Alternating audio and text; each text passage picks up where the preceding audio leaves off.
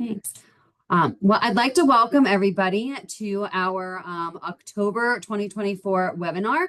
As president of Literacy in the Discipline 612 and a colleague of Judy Paulick, I'm very excited to introduce her. I'm excited to be able to learn with and from her today. Our organization has these themes each month, and this one is, as all of ours are, is sponsored by South Carolina Middle Grades Initiative. A quick introduction of Dr. Judy Paulick. She is at the University of Virginia. She's an associate professor of elementary education. And before becoming a teacher educator, she was a classroom teacher in California and Colorado. Her research in teaching focuses on preparing teachers to engage with families and communities and use what they learn to inform culturally sustaining language arts instruction. And this past year, Judy was the recipient at the UVA Teaching Award for the university. She truly prioritizes her pre-service teachers and the teachers that she's working with, and really supporting their learning, their growth, and taking what they're learning and putting it into practice. And so I am very excited to have Judy here and for all of us to learn with and from her. And I'm going to turn it over to Judy. Thank you so much, Rochelle. Thank you for LID for the invitation. I'm honored to be invited, and I appreciate you all taking the time out of your evening to be here with me and to do some learning together. As Dr. Savitz, may I call you Rochelle? As Rochelle indicated, I mostly focus on elementary. There's great transfer and opportunities for transfer for what I'm talking about to middle school and high school. And part of what I'm excited for is to hear your ideas and suggestions about that transfer. So I'm gonna try, we practice sharing the screen. I'm pretty sure this is gonna do it the way that I want to, but we'll see. And then thank you for sharing who you are in the chat as well. We'll have a couple of times over the time that we're together where I may ask you to drop some ideas into the chat. So what we're talking about today is empowering culturally sustaining classrooms. And thinking about engaging family literacies and building trust, which is a kind of kind of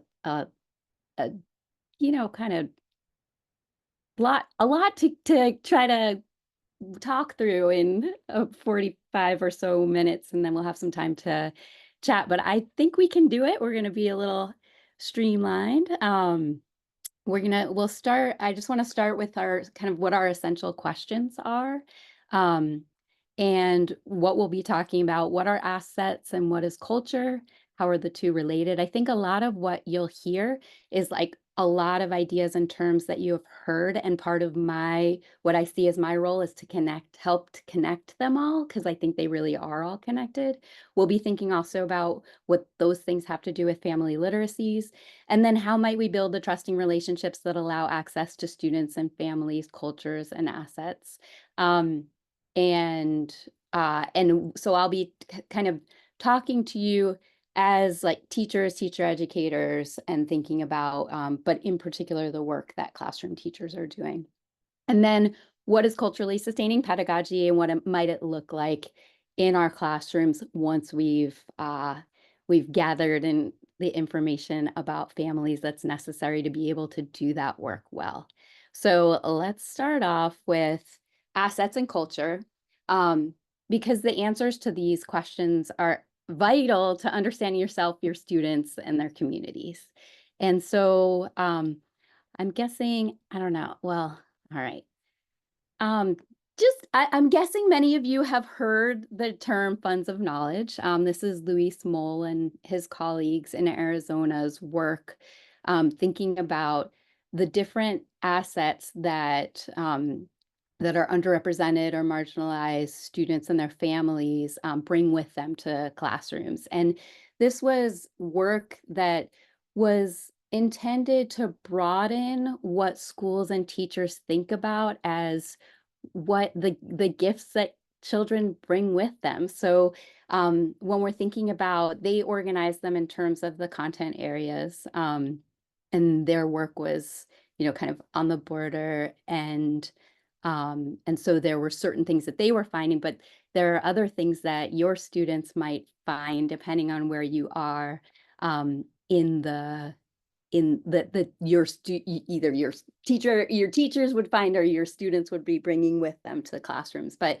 when we think about like literacy funds of knowledge, typically when we're thinking about kind of mainstream white dominant cultural models around literacy and what families, are providing to their children, it's books and reading aloud together and having opportunities to go to museums and on trips, and those are sort of the like mainstream assets that children and young people might bring with them to classrooms. But there's so much more that families are providing for children. So things like having access to the Bible study, but religious texts of any kind, the stories that families tell and share, the like anytime that families are doing things like using recipes or they're texting with family members or writing letters to family, all of the things that families do that wouldn't necessarily be seen, recognized, honored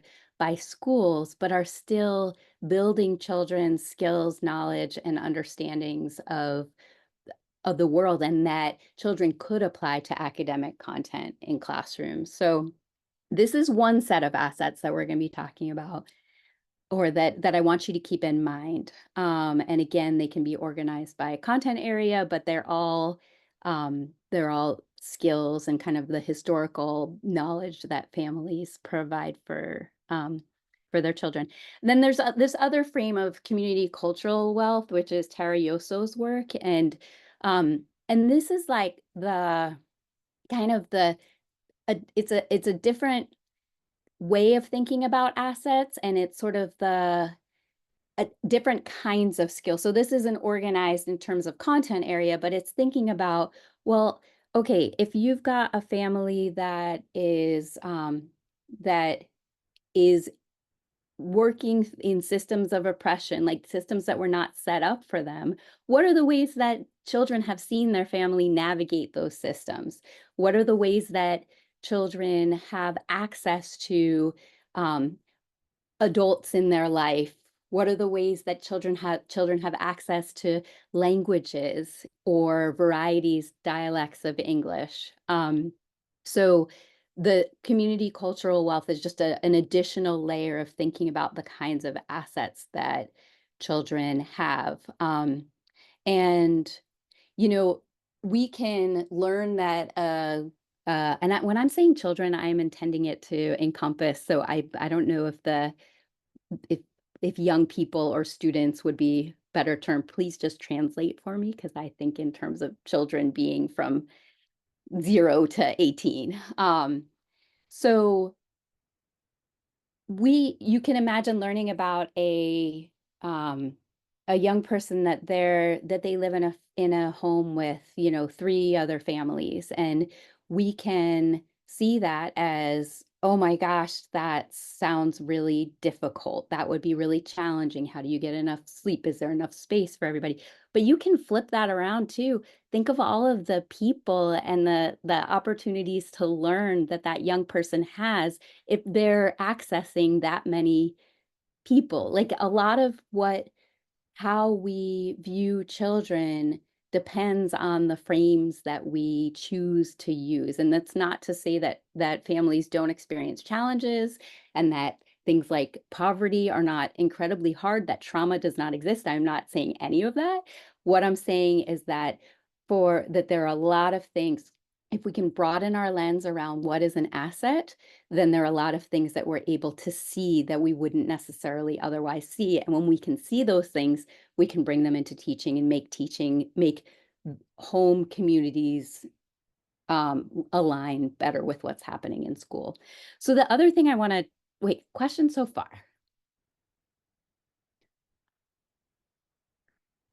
I also can't see the chat. So I apologize, Rochelle. Are you able to let me know if there's anything I should be? Currently, no questions are popping up yet. They're Uh, all listening and uh, engaged. All right. I'm not used to, when I teach, I don't talk very much. We do a lot of activities and a lot of it. And so it's a lot of talking for me. All right.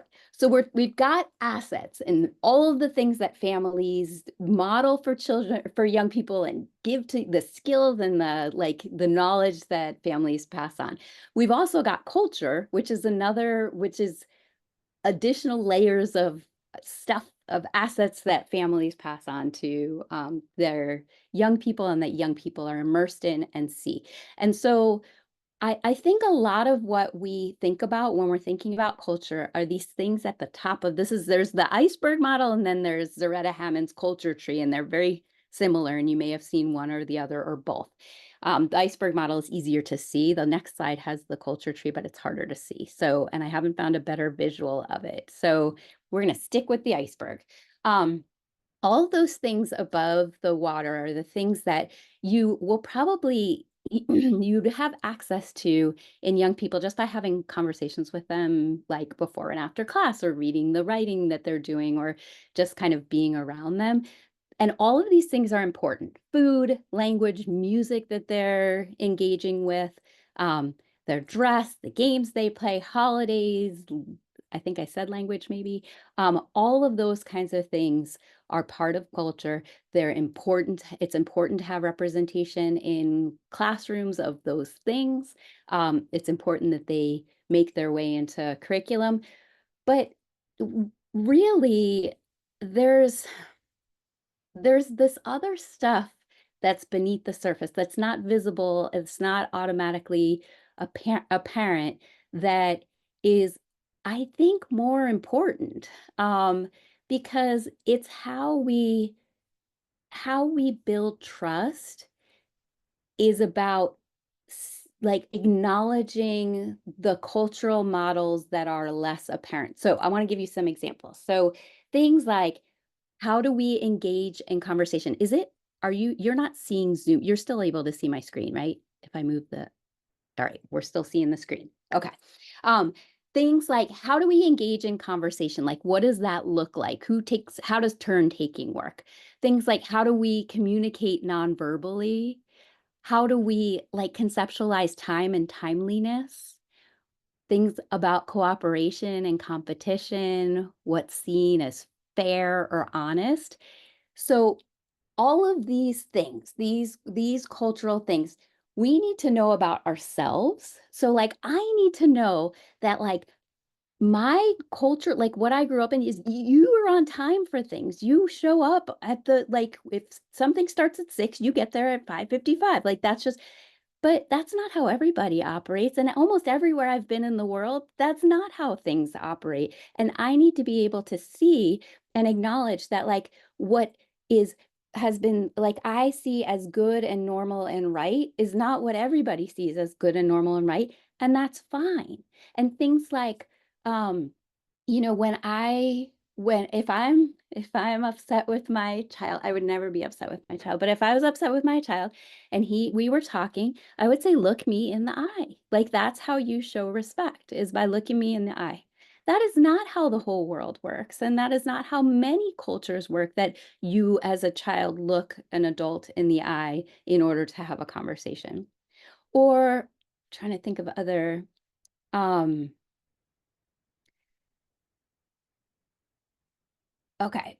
So on time, looking in the eye. What about having turn taking in conversation? So like I grew up among Northeast Jews.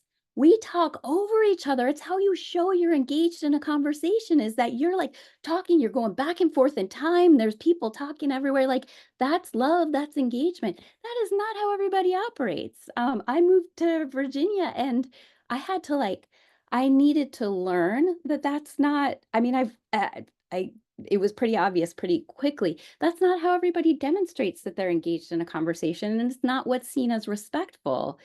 It's very much not what was seen as respectful. And I had to learn about that. But none of these things are like inherently good or bad. There's nothing about talking over people or waiting your turn that's good or bad. There's nothing about looking someone in the eye that is inherently morally superior or not. These are just different ways of knowing and being. But if I can learn these kinds of things about people, if I know that a family really values cooperation over competition, then that's something that I can think about how to incorporate into my classroom community so that not everything is a competition. I did a lot of Jeopardy in my classroom to review math concepts. And it was great. But also there were times when I purposefully structured our games so that they were cooperative, so that as a class, we're all going to get up to 75 points instead of pitting teams against each other. So it's these things, it's the like knowing about the deeper level of culture that is where you can begin to build real relationships and trust. Because if I know that when we have a conversation, you're like a close talker, I need to like be respectful of I'm not like backing up, backing up, backing up. There's nothing inherently better or worse about being close, like for a conversation, than being further away. I guess there's germs, and we know that now. But even so, we so but that's like the tiniest way that I can demonstrate respect. If I'm coming into your space and I know that you remove your shoes in the doorway of your house, knowing that demonstrates a respect and a humility that allows us to build trust. And I think that's the same with families. It's the same with adolescents. Like knowing what the cultural models are allows you to be in relationship and to build trust and to demonstrate your humility to help even out power imbalances. There's just a lot about it that's important, but it really starts with us knowing our own cultural models and what we think is good and normal, and like broadening that, because there are many ways to be good and normal in the world. Okay, I'm going to stop there for a moment and see if there's any thoughts, questions. What you share makes me think about taboo topics. Mhm. They're under the surface somehow. And if we don't know about those and how they're different from community to community, then it's a muddy um, situation. Absolutely. And all of this is a muddy situation is the thing, right? Like trying to get to a point where you can wrap your head around other ways of knowing and being is messy. And so part of it is just embracing the messiness, acknowledging that you're learning alongside the students and families that you're working with, and going for it and messing up sometimes and apologizing. But yes, for sure. Um, so I wanna I want to share a video. Okay, let's see if I can do this. What I'm going to ask you to do, okay. Oh, it is going to work. Okay. What I'm going to ask you to do, this is a home visit with a family of a child who's moving from middle school to high school. And a lot of my research that I do is on home visiting as a mechanism for teachers understanding families and centering families, learning family stories, thinking about how to bring what they've learned back to their classroom, but also then by doing that, inviting relationship, trust, and engagement with and from parents. So this is a home visit. We're going to watch it twice. It's about 3 minutes, I think, the video. And what I want you to do is on the first time that you're watching it, I want you to look for, if you're going to like walk in there with your most deficit lenses on, what are all the things about the family that you would be like what is happening in here? Um, and then the second time we watch it, you're going to toss all of that away, and you're going to list the things, the assets, the funds of knowledge, the community cultural wealth, and any cultural models that you're seeing. So let's start with the deficit. And I know that this can feel icky. I'm not going to ask you to share it, but I do want you to do it because it's important, because our our colleagues are doing it, our student teachers are doing it, and sometimes we're doing it where all we're seeing is what's wrong. So let's try this.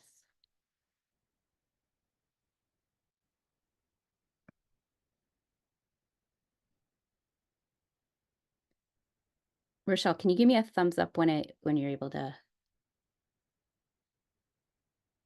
Or the first school to implement the program. I think it's a great way to try to connect with what the parents' hopes are and how they're interpreting the school, the district, and what they think teachers are doing in the classrooms, and hopefully share some of our things.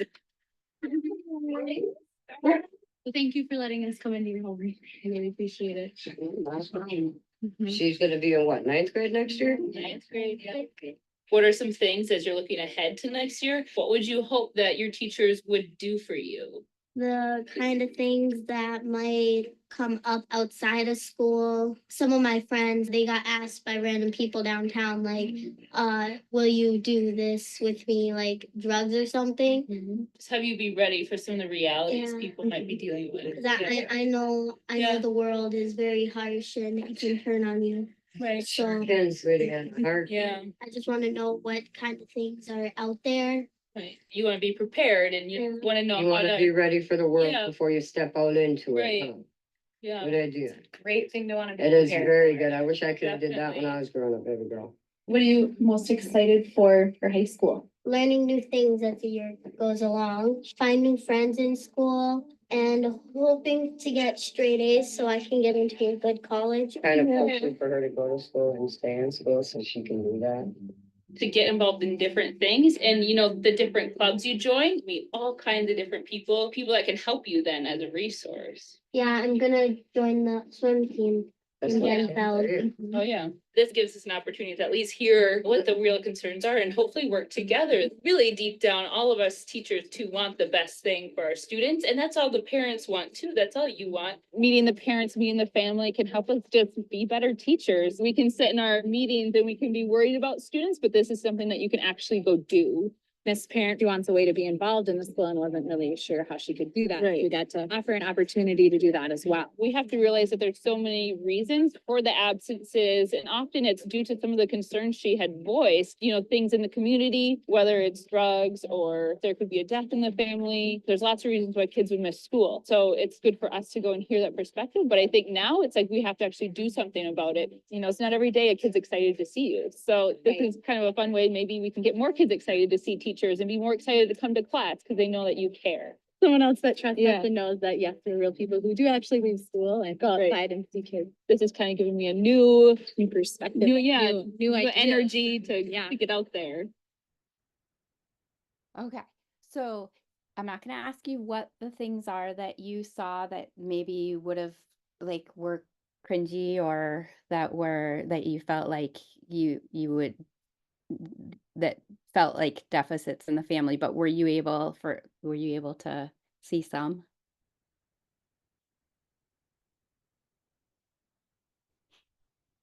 Were there at least a couple of things? I'm gonna take that as a yes. All right.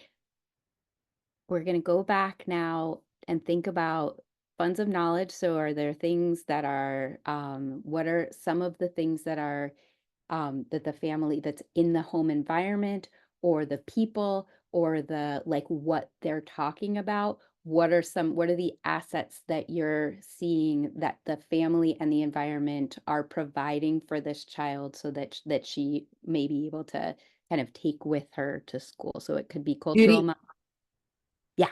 I'm going to interrupt. So for some people that this is a new experience, are you comfortable unpacking some of the things that you found cringy before they jump into, because that might help set them up for success Oh, as to that looking. I felt cringy? Yes, I can.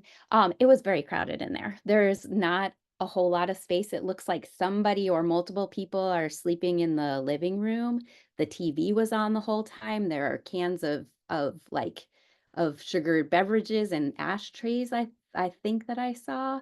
The child has clearly been exposed to things that could be problematic for her. Those were things that I saw when I was looking at it. Does that? Okay. All right, let's do this again. Now we're listing assets, and these I am going to ask you to share in the chat after we're done.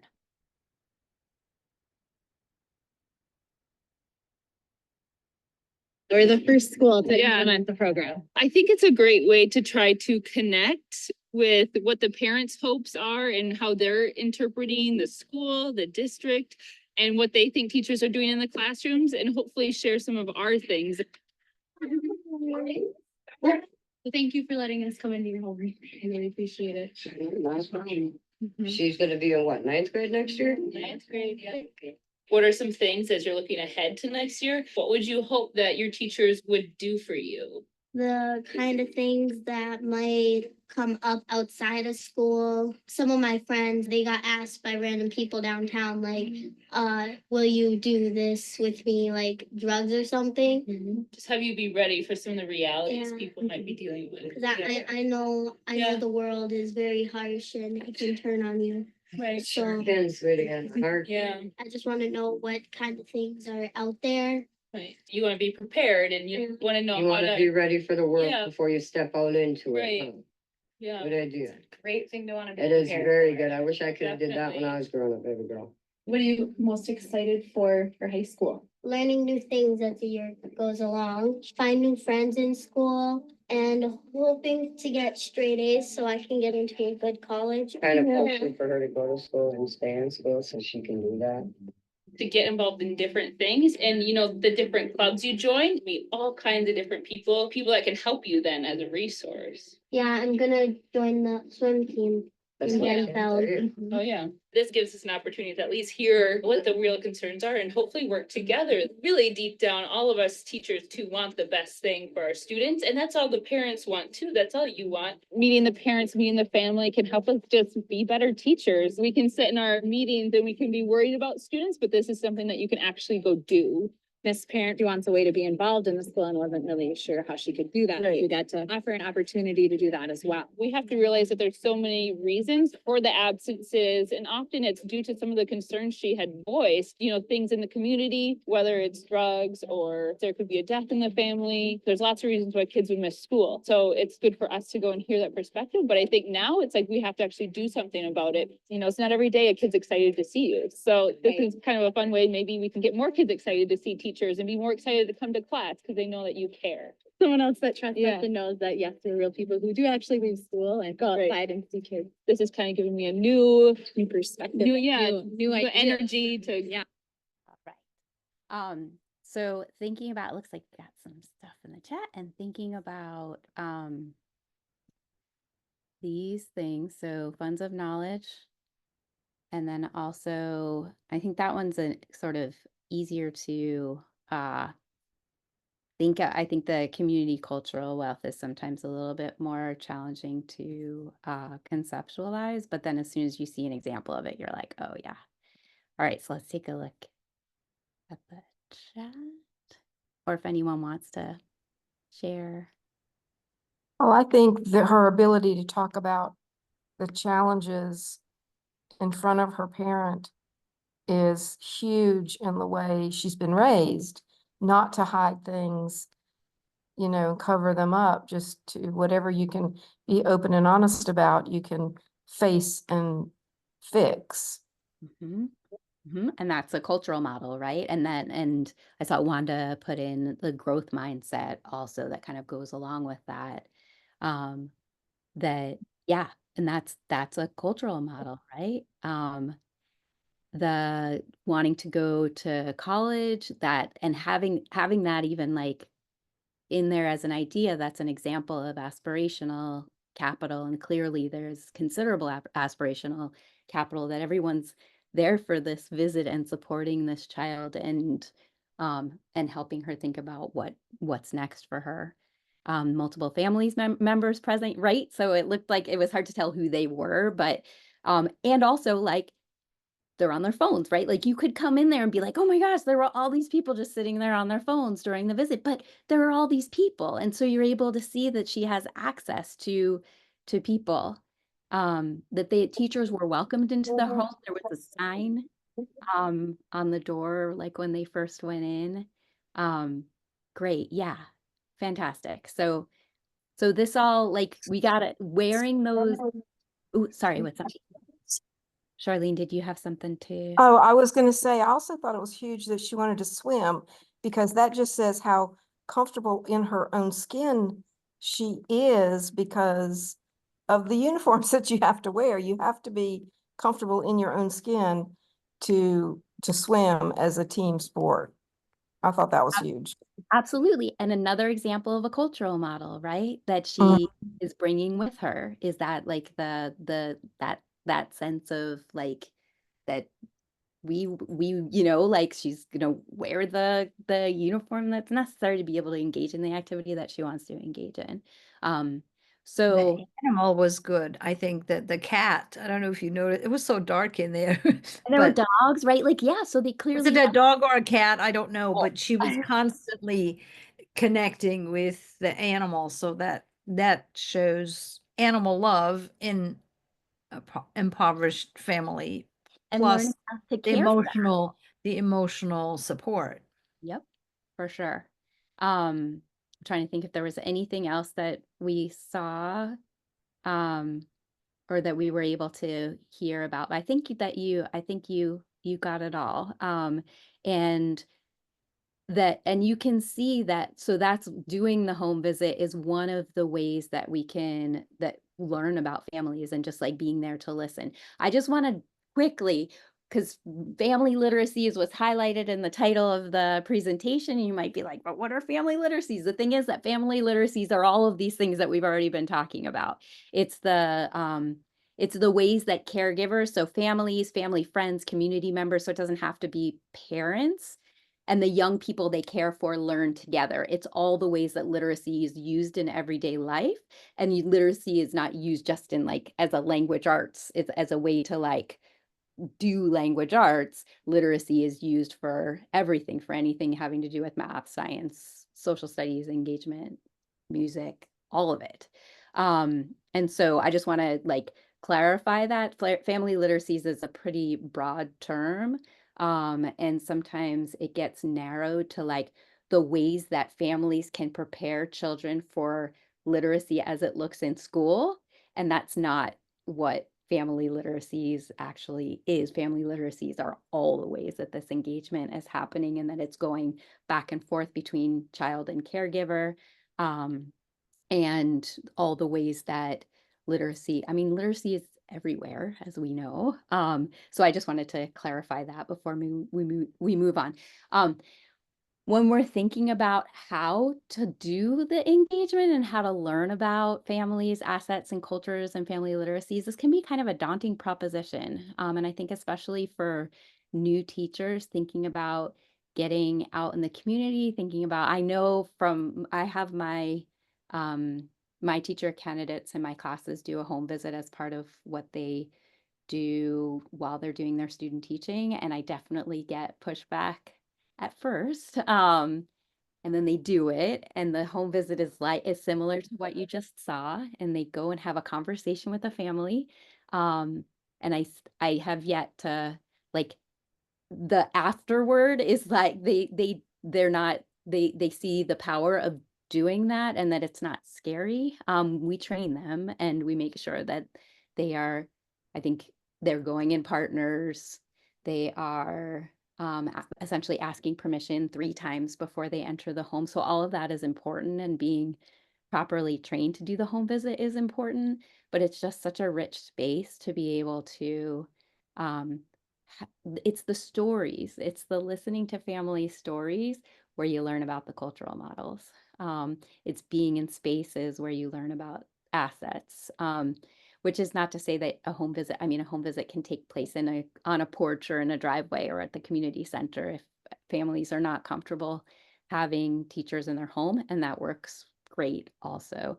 So I'll stop talking. I feel like I'm not trying to advertise home. I definitely preach the home visit gospel because I think it is just such a powerful practice.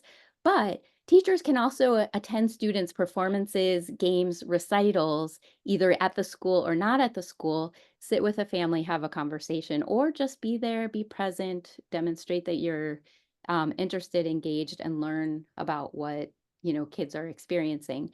Attending community events like festivals and board meetings for like school board meetings, or like there's just so much that like places that teachers can be to learn about what's going on in the community and children's and families' lives.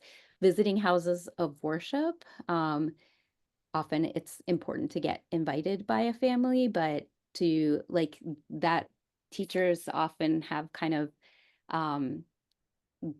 get some carte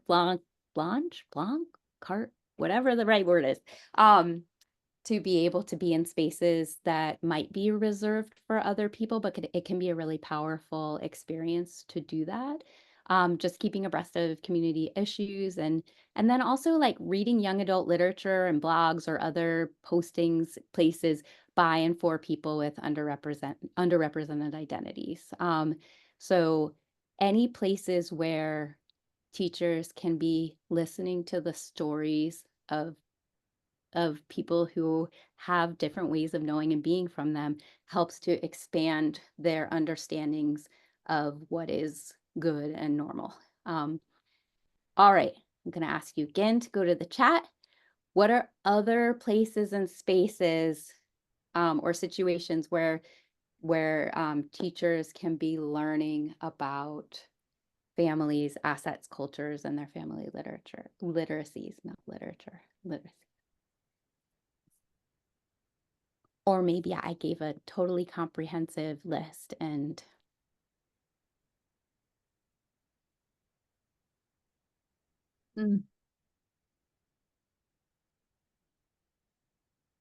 anything else? Instead of writing, What? it's not working tonight. Oh, Just that's like great. one typo after the other.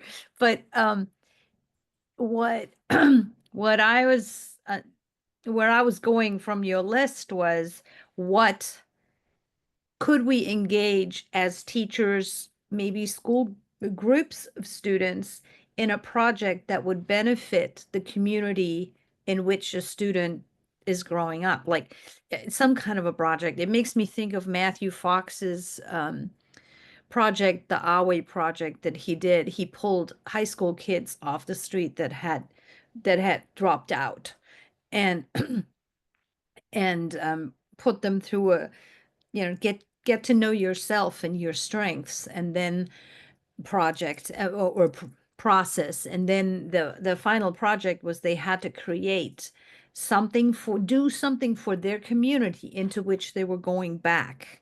Mm-hmm. And that brought business people together, that brought a lot of people together to see what they had done with their gifts.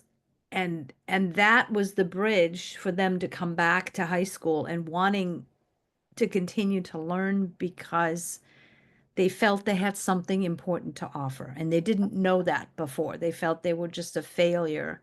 And from that point of view, I'm thinking any project that we could think of were either in their community, something that that makes a difference.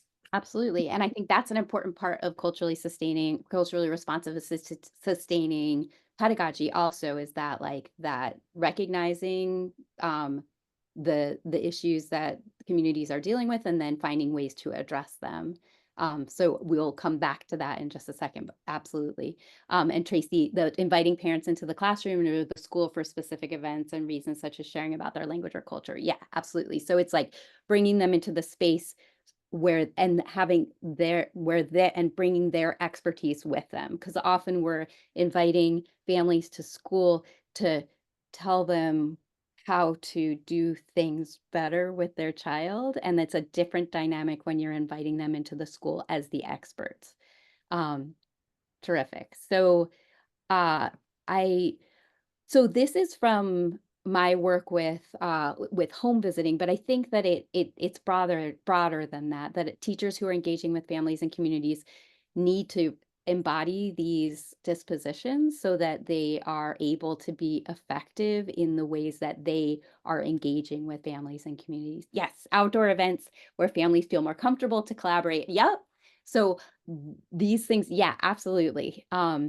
Engaging in productive struggle together helps to create and sustain relationships as well. Rochelle.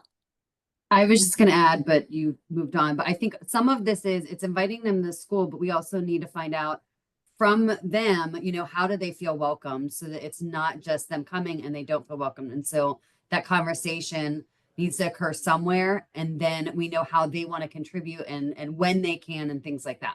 Absolutely. Absolutely.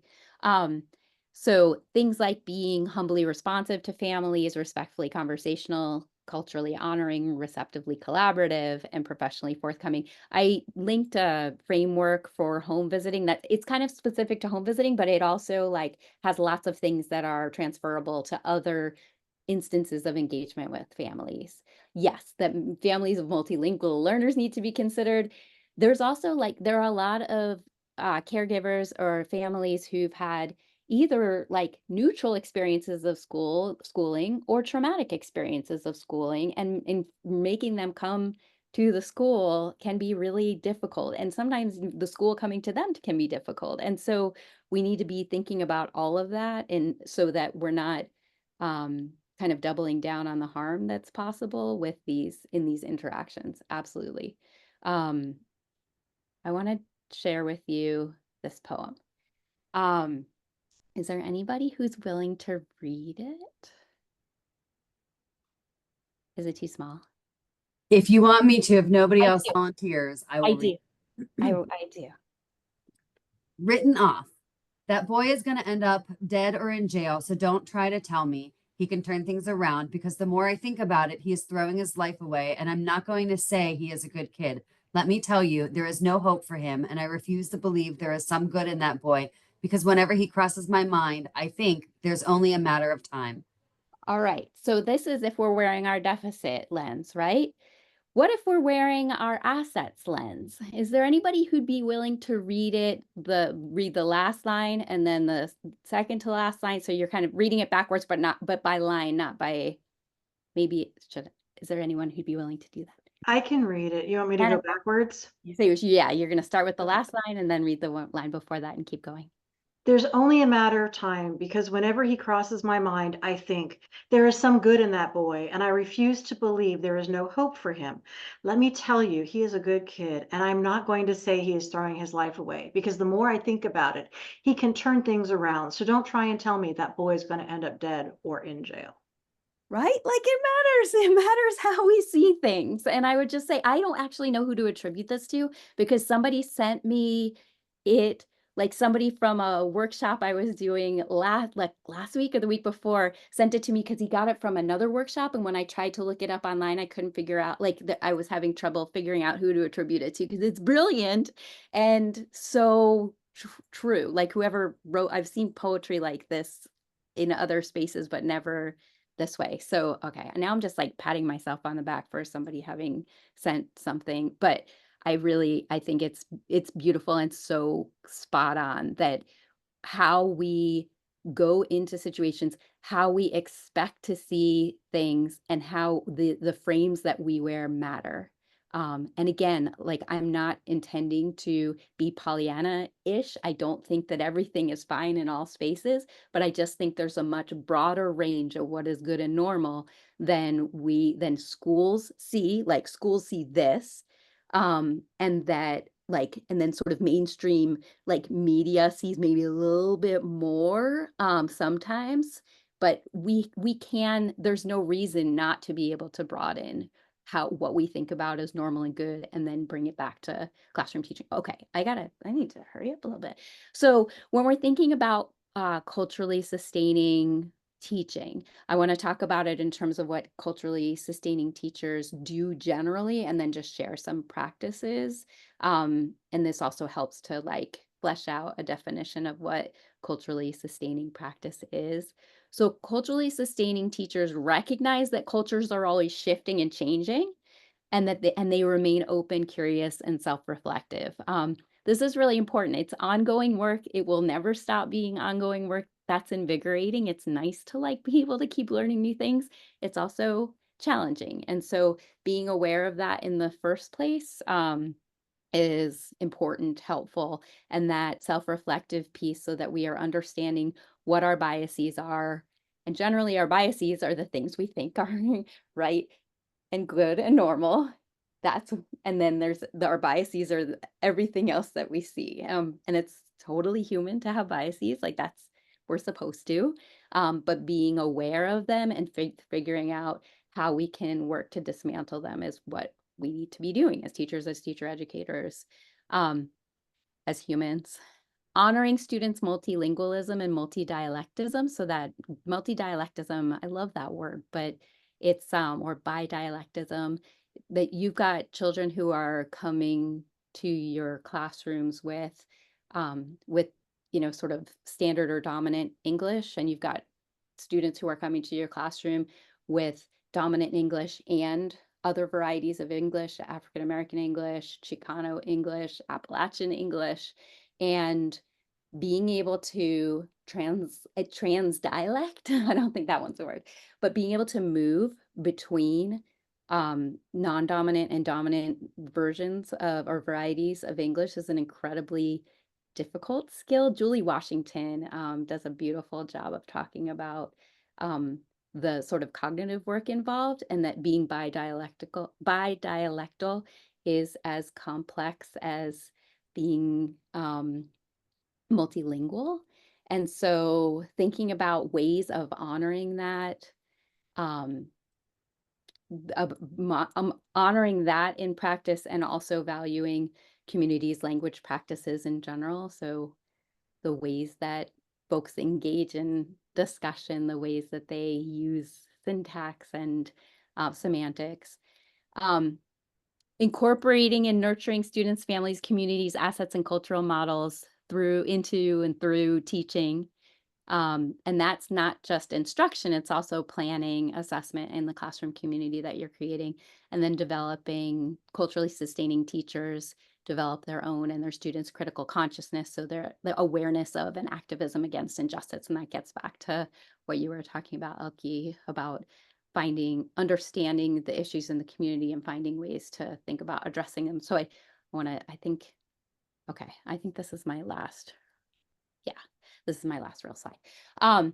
So what does this mean for teaching? And the thing about, and this is something that Rochelle and I have come up against a little bit in our work together, is that it depends, it is contextual, right? And a lot of the folks who have theorized about culturally sustaining teaching or culturally responsive teaching, they kind of throw up their hands when you ask, but what are the practices? And if you look online for videos of culturally sustaining teaching, it's very hard to find because so much of it depends on the context and the students. And it should say context and students. But the most important stance or disposition on the part of teachers is being humble and curious, being willing to continue to learn more, not thinking that you ever will know everything you need to know about culture, and being willing to continue to learn. So some examples of things that I've seen that culturally sustaining teachers have done in upper grades classrooms, and then I want to hear more, because this is why I'm here, so I can learn more, and the next time I'll be able to share more practices with folks. Explicitly incorporating and highlighting the contributions of scientists. So I'm thinking in content areas of scientists, mathematicians, politicians, etc., from students' cultural and identity groups and underrepresented identities. It's really easy to stick to, if our curricula don't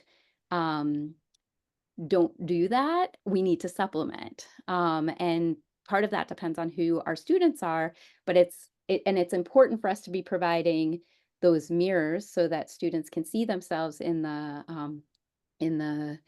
folks that you're presenting in class. But it's also important for them to see windows into other ways of knowing, or so if you're teaching an all dominant identity class, that they don't culturally sustaining teaching in that situation does not mean just perpetuating dominant culture. It also very much means providing windows into those scientists, mathematicians, politicians who are from underrepresented or marginalized identities.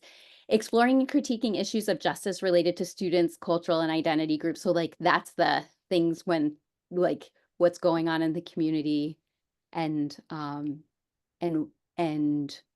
addressing them, finding ways to do the work of social justice and still meet the standards that are that are required in the curriculum, including students in decision making. So sometimes that's decision making about the content of what you're going to study. Sometimes it's decision making about how they're going to be assessed. Sometimes it's decision making about how things run in the classroom, like classroom community wise. Inviting community members to support lessons, share ideas. Sometimes that's family, sometimes that's other folks in the community, so that, again, children are seeing, or young people are seeing their community in the classroom, and being able to make that bridge is incredibly important for relevance, right? And for engagement.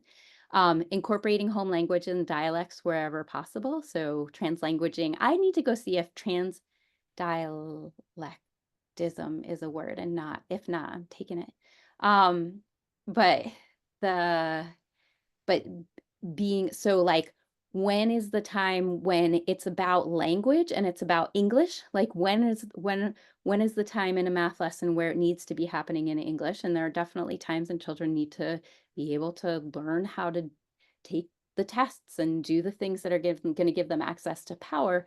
But when are the times when it's okay to, like, have a conversation in the language that, or the dialect that you're most comfortable in, to be able to explain a concept? And finding that balance is really important, and it's respectful of your young people. And then just actively uplifting and honoring the assets and cultures, including things like communication styles, interaction styles, funds of knowledge, community cultural wealth. So that idea of, like, if you've got students who are used to talking over each other, then find ways to shift what discourse looks like in your classroom, because it doesn't mean they're not going to be engaged, and it doesn't mean they're being disrespectful, but find that space and allow students the a voice in what that's going to look like. I want to know what else.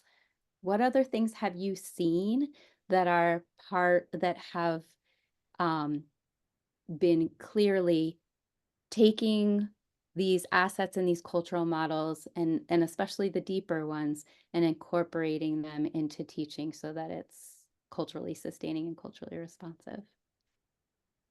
And feel free to put them to unmute or to stick them in the chat. I know, Vanessa, that you have examples, because I have heard you speak before. Being put on the spot. I'm just saying, you know, I mean, you don't have to respond. Yeah.